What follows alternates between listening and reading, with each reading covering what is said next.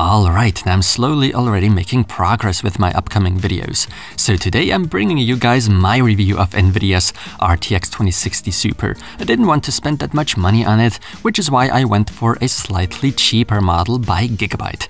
This is the RTX 2060 Super WindForce OC 8G graphics card. Quite the long name. Right now you can pick this card up for about $400 US, and given the performance this GPU offers, it's not actually a bad deal. That I can tell you right away. The RTX 2060 Super is only minimally more expensive than what the standard RTX 2060 initially cost back when it launched. But I sure do understand why some of you might be a little confused by Nvidia's new refresh. Because what exactly is this super refresh? Long story short, it's Nvidia's answer to AMD's new graphics cards. But what does that mean for us consumers? Are the new RTX refresh models even worth it?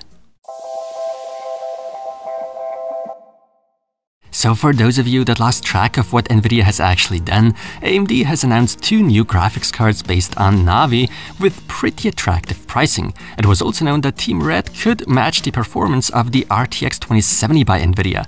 Of course, Nvidia isn't to be taken lightly. They don't like leaving any open gaps in the market, which is why they decided to release refreshed models of their already existing and admittedly good RTX GPUs. Basically, they released the same models over again, but with a change in performance tier and pricing that benefits us consumers. Now, since Nvidia would once again be the ones with more attractive pricing on their new GPUs, AMD decided to cut prices of their two new Radeon cards just before official launch, as a reply to the pricing by the Green Team. And this, ladies and gentlemen, made the graphics card market a whole lot more interesting. Competition is always very welcome.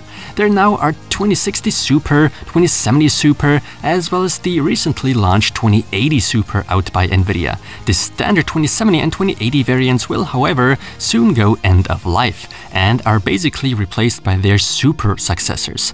The only exception is the 2060 and 2060 Super.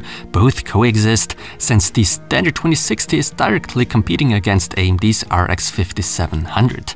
Now, before I keep rambling on for another 100 years, let's put it this way: the 2060 remains 2060. The 2060 Super should offer 2070 performance while costing less. The 2070 Super is more or less a 2080, but the 2080 Super, on the other hand, should not become a 2080 Ti, instead should only be slightly faster than a standard 2080.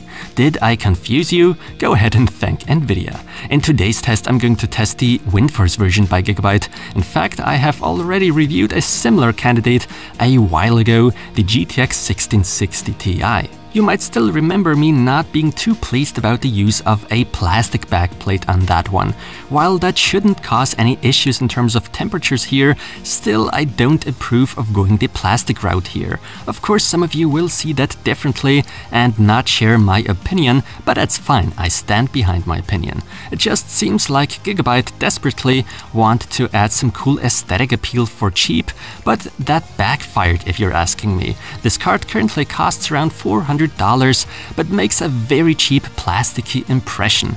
Obviously, at the end of the day, it's not that big of a deal, but you know what I mean.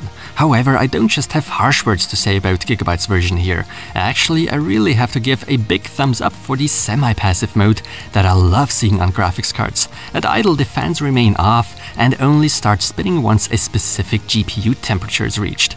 If we start comparing a standard 2060 with the 2060 Super in terms of specs, we quickly should realize, other than it's the case with the 2070 Super and 2070, the same GPU is still being used on both models, namely the TU-106, a slimmed down variant of an RTX 2070.